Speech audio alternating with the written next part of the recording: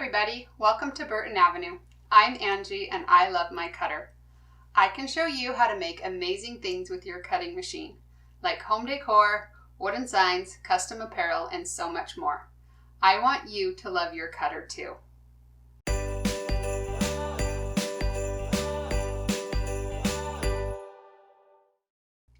Welcome to day 6 of my 25 Days of Craftmas series.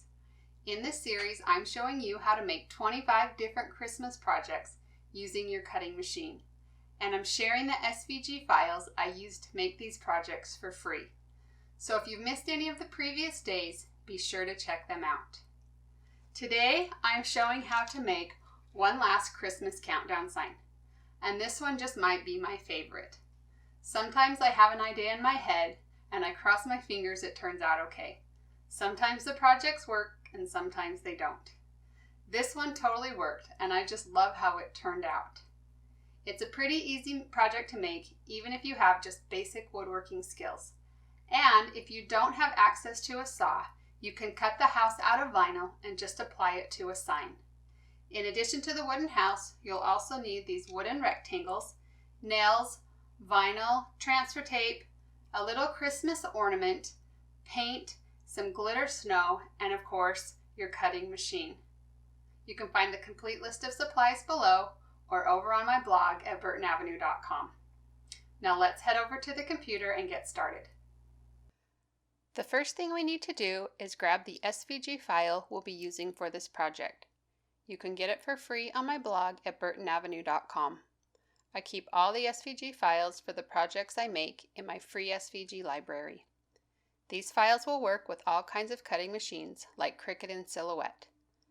Once you're on my site, just click on Free SVG Files and then Free SVG Library. You'll need a password to get into the library, and there are instructions on the screen if you need to get one. Once you're in the library, you can search for the file Days Until Christmas for House. It will either be listed under Most Recent Projects and Cut Files or under the Christmas category 25 Days of Craftmas 2019, Day 6. So go ahead and click on that link and the file will be downloaded onto your computer.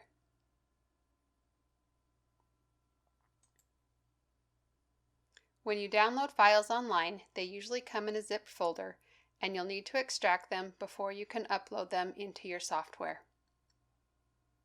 To do this, double-click on the zipped folder we just downloaded. A new window will pop up and somewhere there should be a button that says Extract All. Click on that and another window will pop open. This will show the destination where your unzipped files will be saved. You need to remember that because you'll have to get to it later. Click on the Extract button and then the files will be unzipped onto your computer and ready to use in Cricut Design Space. So let's head over to Design Space and create a new project. Over on the left, click on Upload, then Upload Image, and then click on Browse. Now find the SVG file we unzipped earlier. Sometimes these SVG documents show up as a Chrome HTML file instead. So if you don't see SVG file listed, look for that. So click on the name of the SVG file and then click Open. Now click Save. Click on the image one more time and click Insert Images. Now the design will appear on your Canvas screen. Resize the entire design to 10 1/4 inches wide and leave the height proportional. Now this house is here in case you don't want to cut it out of wood and you want to use vinyl instead. Or you can also use it as a template for cutting the wood. If you don't want to cut it out of vinyl, you can just delete it from the design. But first you'll need to ungroup everything so you can delete it. So right click and choose Ungroup.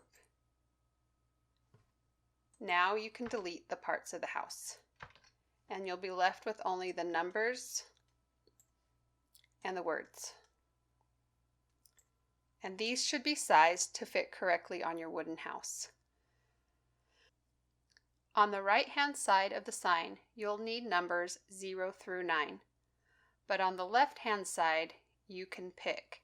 For sure you need numbers 0, 1, and 2. But if you want, you can also add higher numbers, 3 through 9. I chose to do them all just to make both sides even. So I'm just going to copy and paste the entire set of numbers. You can do this by right-clicking and choosing Copy, and then right-clicking and choosing Paste.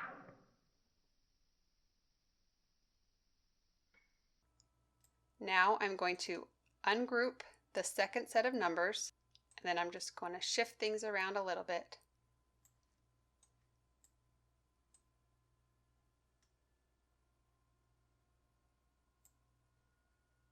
Okay, now we need to select all the numbers, right-click, and choose Attach.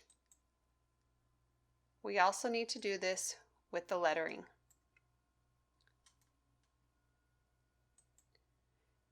Anytime you're using vinyl, you need to attach the design before you send it to your cutter. If you don't, everything will be scrambled on your mat when you send it to cut.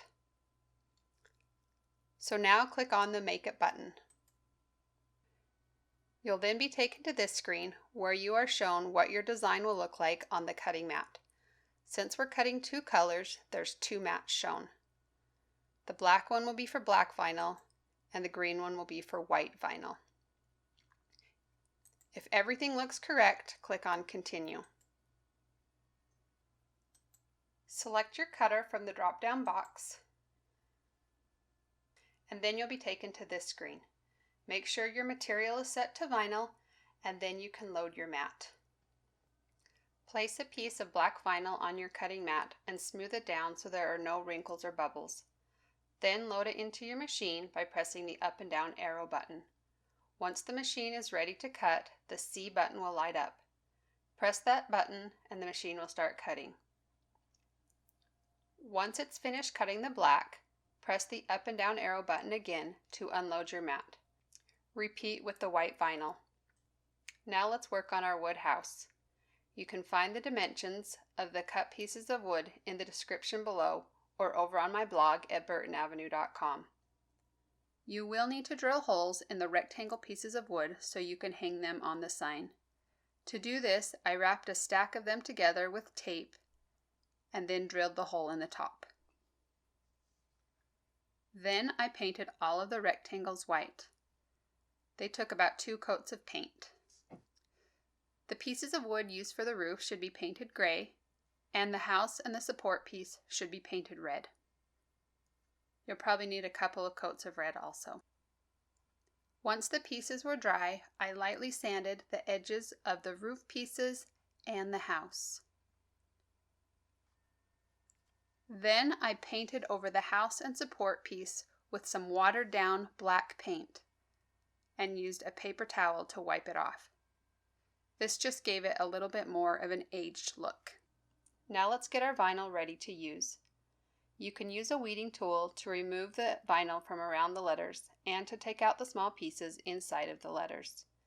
Then cut a piece of transfer tape and put it over the top. Use your scraper to smooth everything out and cut off all the excess transfer tape. Flip the design over and carefully pull off the vinyl backing. Then position your design on your house. Use a scraper to rub over the vinyl again and then carefully pull off the transfer tape. Now repeat that whole process with the black numbers. The right-hand side of your sign needs to have 5 of these wooden rectangles. You'll want to put 0 on one side and 1 on the other. 2 and 3 to go together, 4 and 5 go together, 6 and 7 go together, and 8 and 9 go together. On the left side, you can pick how many numbers you want. For sure you'll want numbers 0 through 2, but you can also add 3 through 9 if you want. Now take 2 of the numbers and position them on your wood sign. Center them from right to left, and then hammer a nail into each of the holes. The nails I used are called wire brad nails. They're long and skinny and have a small head, so you shouldn't have any problem taking these numbers off and putting them back on. You'll also need a mini Christmas decoration to hang at the top of the house. I found a cute mini grapevine star and thought it was perfect for this project, and I'll put the link below. Position the star on the house and then use a nail to keep it in place. Now we're going to glue on the support piece. Add some wood glue down the center of the support piece. Then place the wood house on top. Let it dry for a few minutes until it's secure. Now glue together the roof pieces. After you glue them together, you can use a piece of tape to hold it in place until it dries. Now add some glue onto the angled cuts of the house and place your roof pieces onto it. Once everything is dry, you can pull off the tape. One last detail is to add some glitter snow to the rooftop and the support piece. To do this, add some Mod Podge to the support piece and to the tops of the roof. Then just sprinkle on your glitter snow. After it's dried for a little bit, shake off the excess. Place the numbers back on the sign and you're ready to count down the days till Christmas. It turned out pretty cute, right? Over the past several days, I've shared 6 different Christmas countdown projects. Which one of them was your favorite? And which one are you going to try and make? I'd love to know. I hope you'll join me again tomorrow for another day of Craftmas. See ya!